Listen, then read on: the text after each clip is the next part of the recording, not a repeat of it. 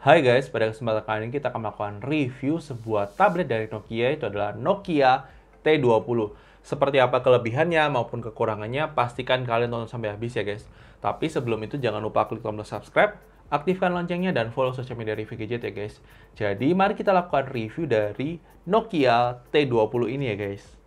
Oke guys, pada kesempatan kali ini kita akan melakukan review tablet dari Nokia T20 setelah kita gunakan sehari-hari. Jadi kita akan sampaikan kelebihannya maupun kekurangannya dari tablet ini dan apakah tablet ini worth it atau tidak sampai akhir ya guys. Jadi kita akan bahas dari sisi kelebihannya terlebih dahulu. Kelebihan pertama dari tablet ini jelas adalah dari sisi performance dari tablet ini. Kalian mau pakai buat gaming, kalian mau pakai sosial media, kalian mau pakai buat kerja seperti Ibis Pen, Artflow, VN itu aman banget guys. Jadi prosesornya itu sudah sangat mumpuni untuk dipakai buat sehari-hari. Sudah oke banget buat Microsoft Office juga sudah oke banget, dan saya tidak ada komplain dari sisi performance-nya. RAM 4GB dan storage 64GB itu sebenarnya sudah sangat cukup dan kalian bisa pakai buat sehari-hari ya guys. Kemudian, kelebihan selanjutnya ada dari sisi kualitas speaker dari tablet ini yang stereo, tapi suaranya itu keren banget sih guys. Sumpah, ini suara speaker dari tablet ini tuh bener-bener bagus banget dan kualitasnya tuh worth it parah lah untuk kualitas speakernya. Good job lah untuk Nokia.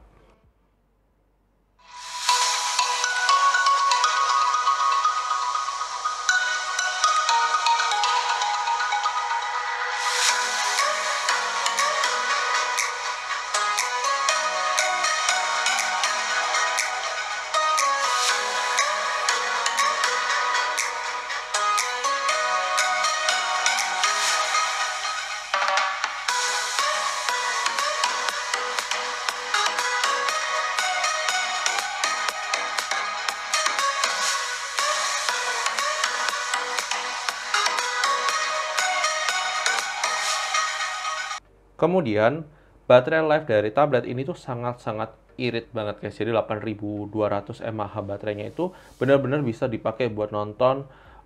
SOT bisa tembus di atas 8 jam dan itu worth it parah sih guys. Jadi kalau misalnya kalian nggak pakai buat gaming, kalian cuma pakai buat sehari-hari, kalian pakai buat office, kalian pakai buat sosial media, kalian pakai buat nonton, itu bisa sampai 8 jaman lah kurang lebih, lebih malahan. Biasanya sih nggak bakal habis satu hari pemakaian ya guys.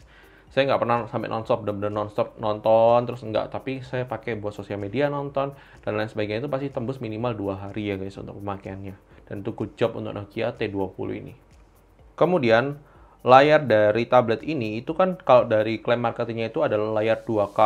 Kalau kita cek berdasarkan aplikasi itu masih WUXGA, tapi saya tidak ada komplain dengan kualitas layar yang diberikan oleh Nokia T20, kecuali kalau misalnya kalian buat nonton Netflix, jadi kalian bisa nonton Netflix itu dia cuma bisa nonton sampai 480p karena masalah wideband-nya cuma L3, jadi belum L1 ya guys.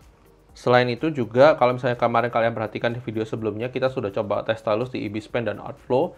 Layar ini juga responsif untuk pakai stylus, dan saya sangat menyarankan kalian beli yang Vivo Pencil Max aja atau yang tipikal seperti itu, karena lebih enak buat gambar, lebih enak buat buat nulis-nulis juga lebih enak sih guys.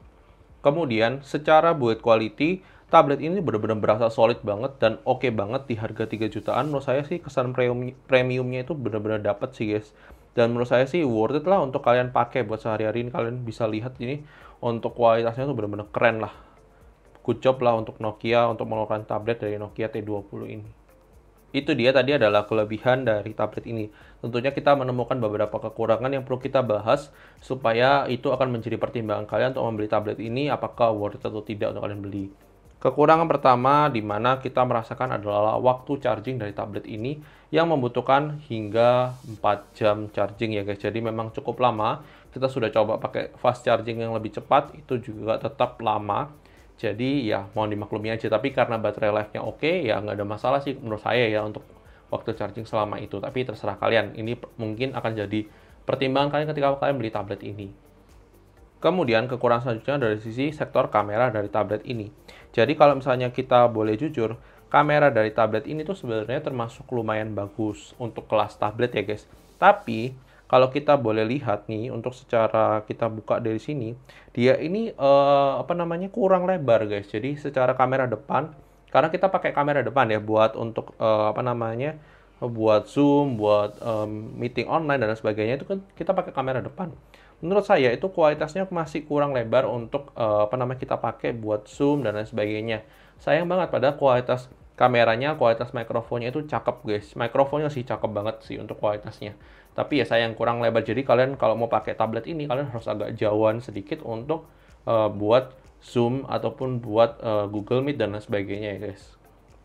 Oke guys, ini adalah uji coba kamera depan dari tablet Nokia T20.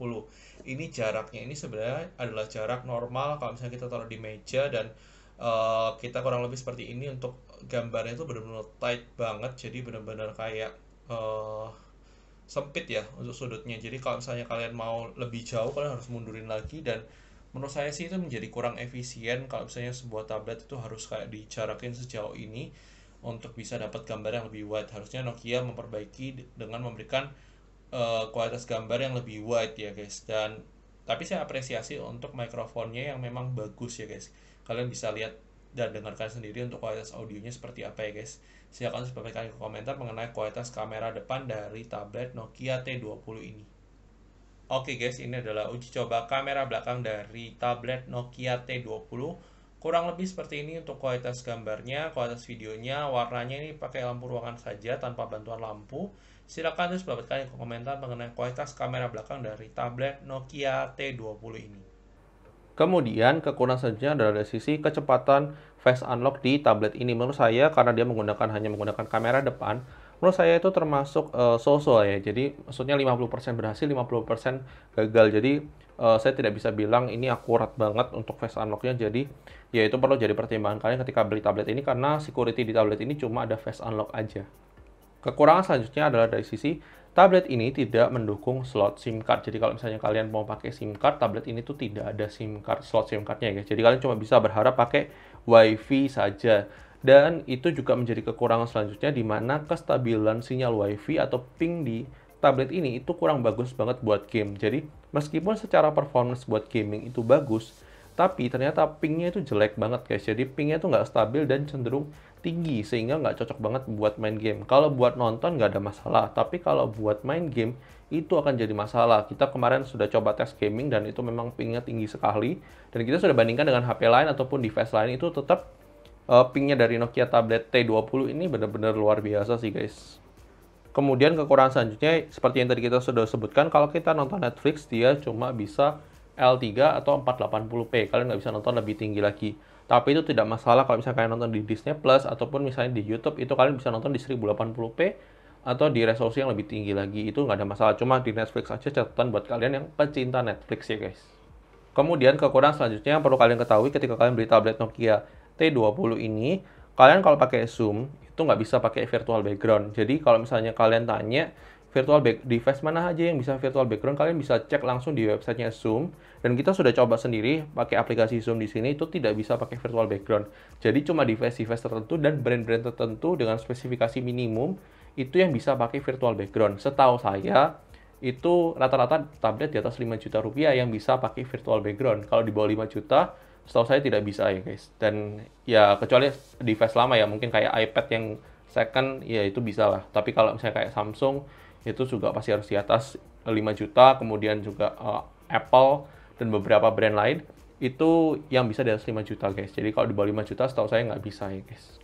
Itu dia tadi adalah kelebihan maupun kekurangan dari tablet Nokia T20 ini. Dan kita akan masuk ke closing untuk menyimpulkan apakah kalian worth it atau tidak beli tablet dari Nokia T20 ini ya guys.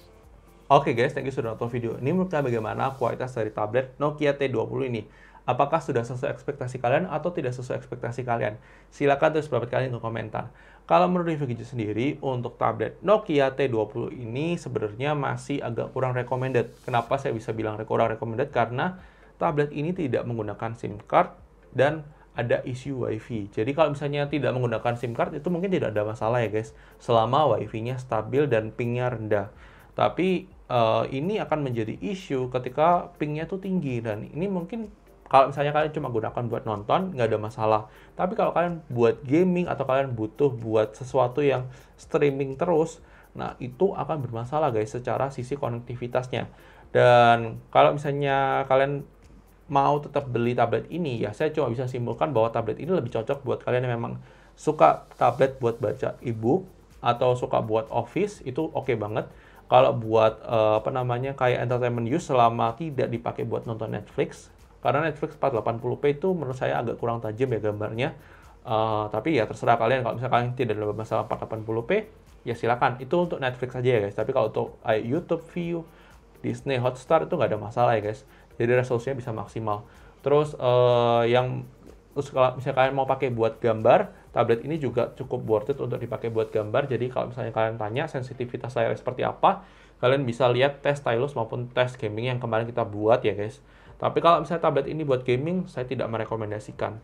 Jadi kalau overall sebenarnya tablet ini sebenarnya sayang banget karena isu WiFi, saya jadi tidak menjadi rekomendasikan tablet ini untuk kalian beli. Tapi kalau masih kalian tidak ada masalah, ya silakan aja, tidak ada masalah, silakan beli. Dan ini adalah pendapat dari Free mungkin saja bisa berbeda dengan pendapat kalian, tidak masalah. Silakan terus berikan di komentar. Dan jangan lupa like video ini kalau kalian suka, dislike aja kalau kalian suka, dan sampai ketemu di video selanjutnya guys. Oke guys, bye-bye.